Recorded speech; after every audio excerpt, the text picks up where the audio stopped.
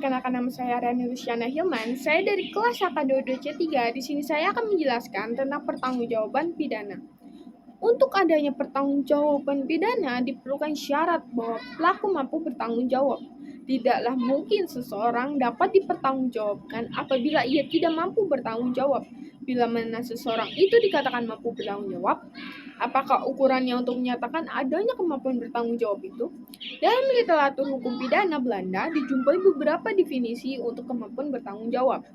Menurut Simons, kemampuan bertanggung jawab dapat diartikan sebagai suatu keadaan psikis sedemikian yang membenarkan adanya penerapan suatu upaya pempidanaan baik dilihat dari sudut umum maupun dari orangnya.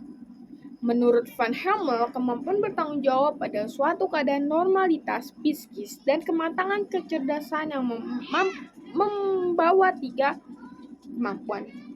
Mampu untuk mengerti nilai dari akibat-akibat perbuatannya, mampu untuk menyadari bahwa perbuatan itu menurut pandangan masyarakat tidak dibolehkan, mampu untuk menentukan kehendak atas perbuatan itu.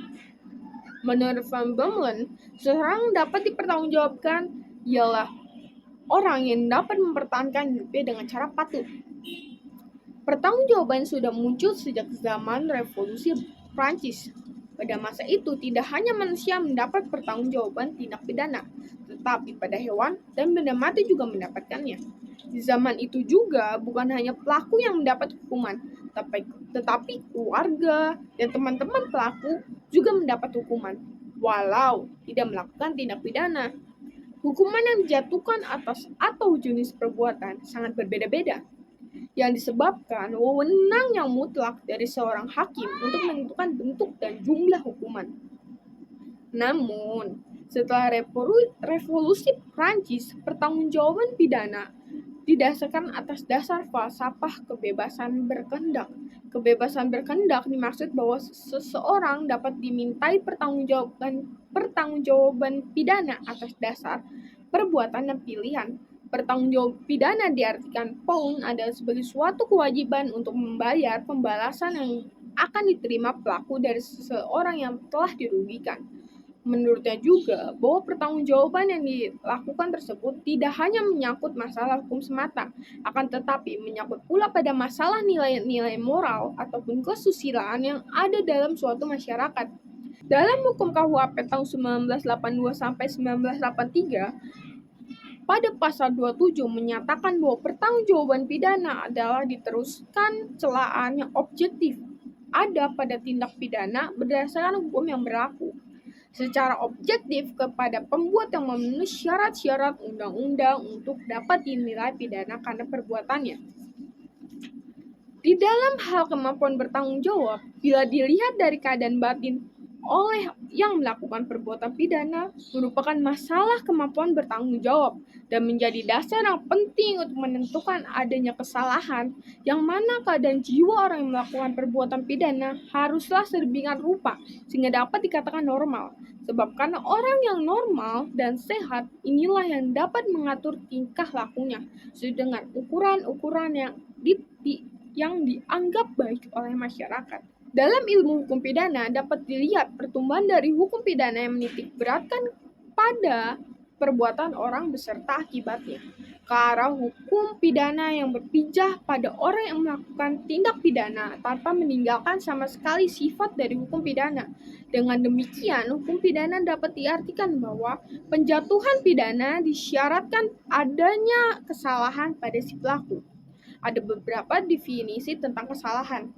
Menurut Simons, kesalahan itu sebagai pengertian yang social ethics atau berdasarkan keadaan psikis jiwa, perbuatannya dapat dicelakakan kepada si pelaku.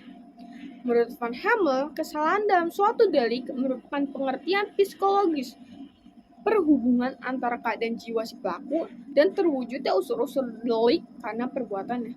Kesalahan adalah pertanggungjawaban dalam hukum.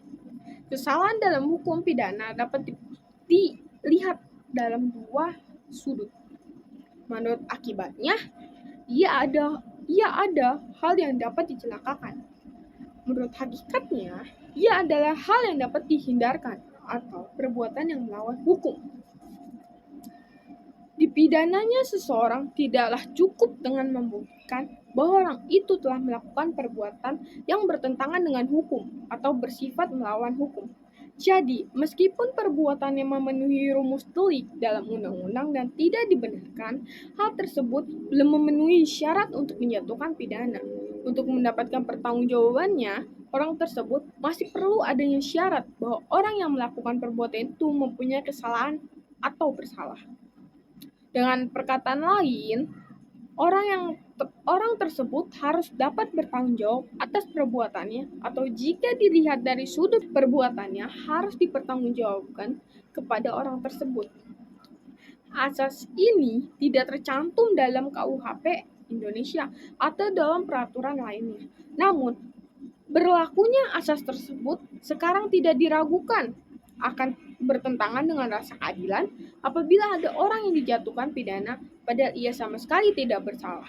Pasal 6 ayat 2 Undang-Undang Kekuasaan Kehakiman UU Nomor 48 2009 berbunyi, tiada seseorang pun dapat dijatuhkan pidana kecuali apabila pengadilan karena alat pembuktian yang sah menurut undang-undang mendapatkan keyakinan bahwa seseorang yang dianggap dapat bertanggung jawab telah bersalah atas perbuatannya dituduh atas dirinya.